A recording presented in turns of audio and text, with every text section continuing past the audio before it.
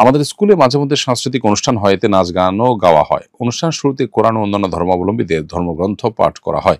প্রশ্ন হলো, যে অনুষ্ঠানে নাচ গান হয় সেখানে কোরআন পাঠ করলে কি কোরআন অবমাননা হয় না? পুরো অনুষ্ঠানটাই যদি হয় গুনাহের অনুষ্ঠান, তথাকথিত সাংস্কৃতিক অনুষ্ঠানের নামে গান বাজনার অনুষ্ঠানে যদি হয়, তাহলে কিন্তু সেখানে আপনার কোরআন পাঠ দিয়ে অনুষ্ঠান শুরু করা এটা অনুচিত এবং অন্যায় কাজ। এটা কোনোভাবেই করা উচিত না। এটা কোরআনের সম্মানার্থে কোরআন সেখানে পাঠ করা উচিত নয়।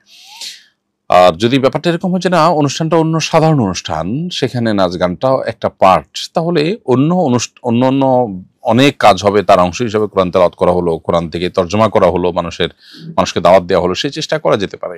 এটা আসলে পুরো বিষয় নির্ভর করে অনুষ্ঠানের প্যাটার্নটা কি তার উপরে।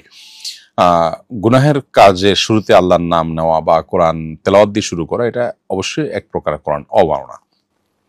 নামাজের কাতারে দুজনের মাঝখানে ফাঁকা জায়গায় শয়তান দাঁড়িয়ে থাকে, এটা কি সত্য?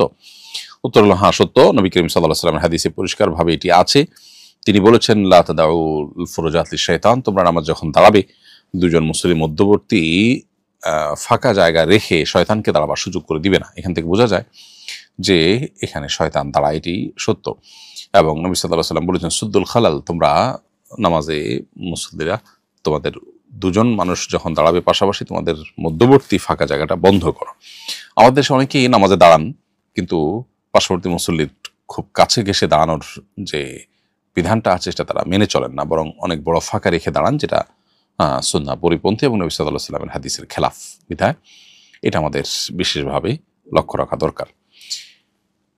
এরপর আমাদের ইউটিউব চ্যানেলে একজন প্রশ্ন করেছেন, অন্যের কোনো গৃহপালিত পশু যদি আমার বাসায় এসে দীর্ঘদিন থাকে এবং বাচ্চা দেয়, তারপর মালিক এসে ফেরত নিতে চায়, তাহলে আমি কি অর্ধেক দাবি করতে পারবো?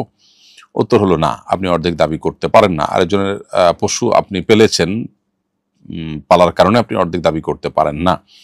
তার সাথে যদি কোনো চুক্তি হতো, তার সাথে যদি এরকম কোনো লেখা জোখা হতো বা আপনার দ্বিপাক্ষিক আলোচনা হতো যে হ্যাঁ, আপনি তার পশু লালন পালন করবেন, এতদিন লালন পালন করার পরে পশুর অর্ধেক আপনাকে দিবে পারিশ্রমিক হিসাবে, সেটা ভিন্ন বিষয় হতো।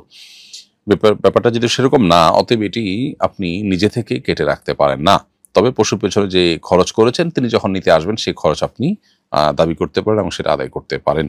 তবে নিজের পক্ষ থেকে আপনি যেহেতু খাইয়েছেন, সেটার জন্য আপনি জোরালো দাবিও করতে পারেন না। আপনি আবদার করতে পারেন এবং তার কাছ থেকে সেটা আপনি নিতে পারেন, গ্রহণ করতে পারেন।